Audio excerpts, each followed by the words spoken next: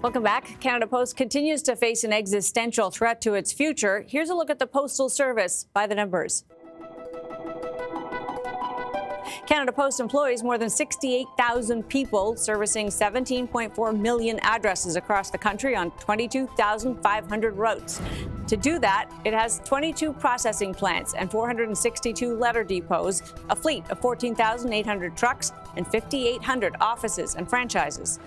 Mail volume is down from a peak of $5.5 billion in 2006 to $2 billion in 2023, and its share of the lucrative parcel market is down too, from 60% in 2019 to less than 24% today.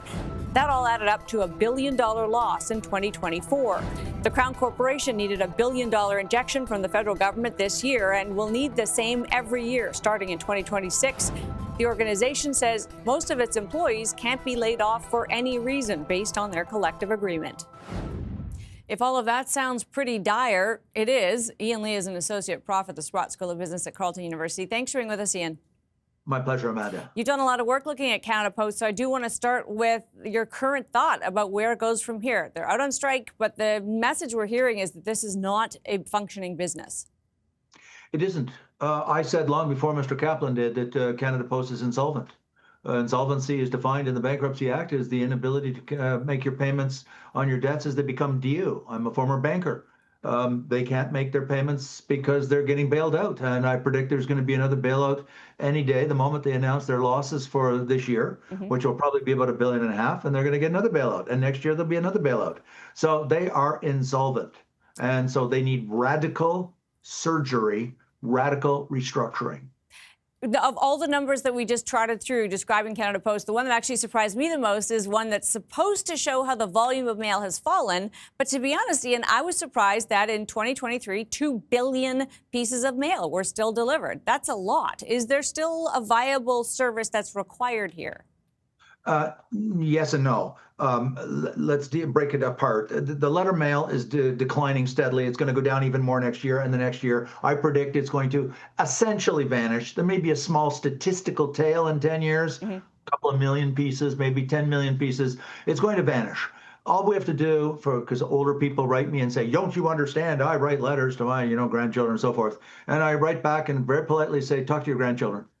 Do they write you letters? No, they don't. They send you text. They send you TikTok, they send you email, but they don't write letters. And the only people that are writing letters are a small number of small businesses that have not yet digitized their value chain, but they continue to do it year by year. And secondly, elderly people who are sadly passing away year by year. Within 10 years, there'll be no letter mail left. So that means Canada Post must reinvent themselves to become the partner of e-commerce, or they will disappear. Does it feel to you as though that reinvention will mean a lot of layoffs? I mean, there are a lot of bodies on the ground here doing this more traditional service. Do you need all of them as you reimagine? No. 65,000 people are at the post office, and that's the same headcount as when they had all their business before it started to collapse. They ran the last 10 years. They squandered 10 years of opportunity. I warned them. I appeared before the Blue Ribbon panel in 2016, and I had the numbers there at the time saying you are in a steep downward decline.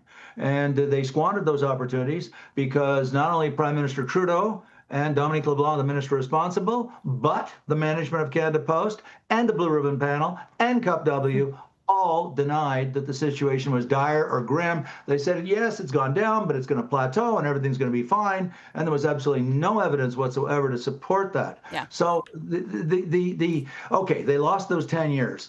And so I believe, Amanda, it's going to, the CUPW is in deep denial. We know that. Everyone knows that. All you have to do is read their speeches.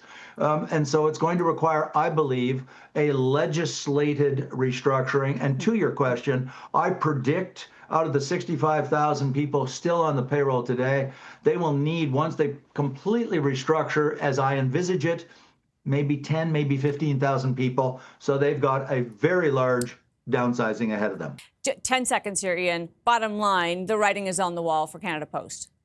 Oh, absolutely. This is going to, now they may amortize it over 5 years, the downsizing, but we're talking probably 40,000 people will ultimately lose their jobs at Canada Post when they complete the restructuring and the downsizing.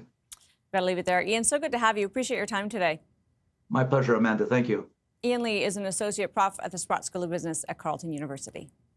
There's a strong sense that a lot of sectors, it's not just the quantity of jobs that are at risk, but that the type of work we do in future will look very different. Mikal Skuterud is director of the Canadian Labour Economics Forum and a professor at the University of Waterloo. Thanks for being with us. Thanks for having me, Amanda. So I wanted big picture to ask you, there are some sectors, Canada Post is one of them, we've been talking about it, where it seems obvious things are going to change, jobs might be different in the future. Others, it's less clear how they're going to change. Are we prepared to roll with it? Are we prepared to evolve? I don't think we're in a particularly exceptional period right now in terms of this type of transformation happening. The mix of jobs that are done in an economy are not fixed, and they're never fixed. They're constantly evolving for many reasons. Part of it is the skills of workers are changing, but a very important part, maybe the most important part, is that technology, the capital that we use to produce things, is constantly evolving. And so we always, I think, tend to think that the moment we're in is really special and we're on the precipice of something very different. I don't see anything in the data to suggest that that's true. There are constantly these kinds of reallocations of labor between sectors of the economy. Interesting. So you wouldn't look at a coming technology like AI and believe the worst case scenarios that we're told about the job replacement? I've heard some of the, if what you're hearing as the worst case scenario is what I'm hearing, then no, I'm not that much of a pessimist. We've been through in our life, I think you and I are a similar vintage. We've seen the introduction of computers. I entered the labor market as the internet was coming into play. We heard similar kind of stories about what impact that was going to have on the jobs that we do and how many jobs would be available. And there is a sense that, this goes back, of course, hundreds of thousands of years about people worrying about the possibility for technology to make human beings obsolete. History tells us that's not what happens. What happens is that technology evolves. It allows us to produce the same using less labor in a particular sector. And what that does is it doesn't mean that people are laid off and they just go home and do nothing now and feel miserable about their lives. It means they get reallocated to do something else, to produce things that weren't produced before. And that's what raises living standards. That's a very positive thing about, that technological innovation, technological improvement is critical. Yeah, what you economists call creative destruction. Over time, I guess I would ask you, have we done a pretty good job, and therefore are we still doing a good job, of preparing people to change with the changes that do happen? They happen kind of, I guess you would say, naturally. Do we do a good job of all the retraining? Because the government at every level is spending hundreds of millions on this task right now. Yeah, so, the way I framed it now is, of course, quite theoretical. It's a very long-run perspective. In the short run, when these technological changes happen and workers are displaced as a result, and we need this reallocation to happen, there is pain. For individual workers who are feeling that displacement, there's pain. And depending at what part of your life cycle this is happening, retraining, becoming productive in a different type of job that's producing something quite different can be very difficult. And so I think there are policies that allow that kind of reallocation to happen in a way that's less painful. Yep. From what I've seen over the years of what kind of policies are most effective, I think there are training policies that are quite effective at trying to upskill people and allow workers to reallocate in an efficient way. So good to have you for this, Mikal. Appreciate it.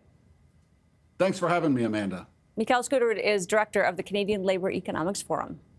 Coming up, forget $10 a day daycare. Should it be free? That's still ahead. But first, for the first time in 3 years, the price of a Tim Hortons coffee is going up at a rate of about 1.5% a cup, or an average of 3 cents, according to the company. What's surprising about the news isn't that it's happening. Coffee prices have doubled in the past 2 years, largely thanks to volatile weather, reducing crop harvests in Colombia, Brazil, and Vietnam. No, what's surprising is how little it was, given that fact. Maybe it's a sign companies will take a hit to profit, knowing consumers have little more to give. We're back after this.